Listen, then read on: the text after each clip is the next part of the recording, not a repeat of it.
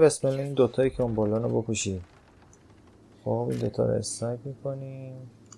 یک عدد و دو. خب این روزه رو بشونیم. از سمت چپ حرکت کنید روی این خط قرمز. این ستا رو رد میکنیم. بله هشتی هم که میدونی نزدیک خودمون باشه. این روزه رو میشونیم بپریم پایین. ستا تیر شاتگان رو برمیدارم. خب از گوشه میرم. این که برفت به سمت چپ به سمت راست میزنم. ایوه آه گرفتیم. میریم جلو. خب چپ کنم تو کجا آمدی آخه؟ یه نارنجک میندازیم. خب دور شدن دید با بقلشون رد میشیم. این بیشرف رو خیلی نزدیکه. خب این چرخه که گذاشتی یه برگردیم یه نارنجک دیگه میندازیم و میگیریم بریم. اینجا باید اشلی بغل سری بیاد ببینم.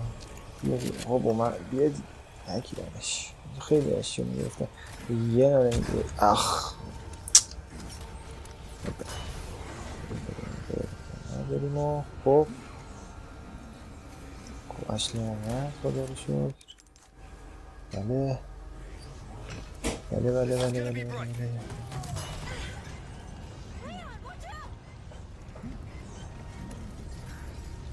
خیلی زیادم اینجا. از رو همین لبه بیری این وسط اینجا الان میزنم بابا.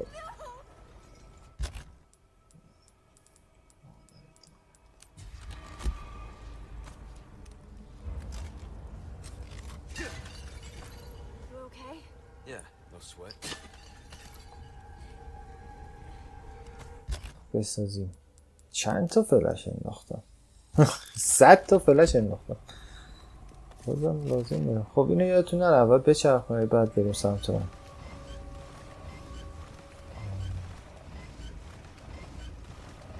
بله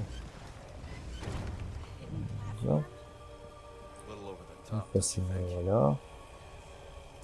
یه 4-5 نفر اول باید بزنیم بعد یه دونه از اون دو میاد از اون میزنیم. دو تا سمت چپ میزنیم بعدش منتظر میشیم تا باز هم از سمت راست بیان و اول بزنیم. یکی دوتا سه تا و 4 تا. آها خب وای میسی تا این بیاد. بله یکی دیگه بله. خب اینا میان ما من اینجا کنیز بدونم بر تو مرسی. خب بس سمت راست تصویر رو باید نگاه کنی. یارو الان میادش. آها خب اینا یه دونه به بدنشون بخوره معمولا نه چرا خوبه بچه. خب داده میرفی اونم بزنیم تمام. وای دوتا مگه داری. خب در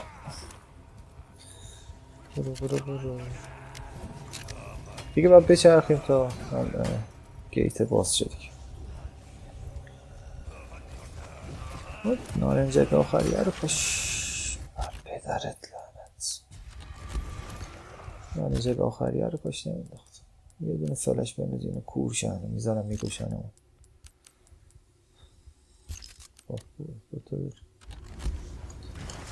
حالا الان بزن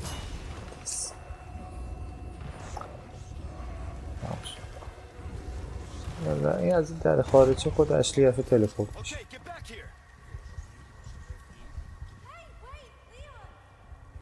این از این برم گیر کرد.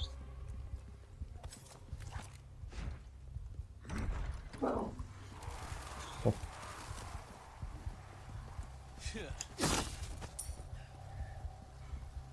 پارتمون هم دیگه تموم شد بچه‌ها.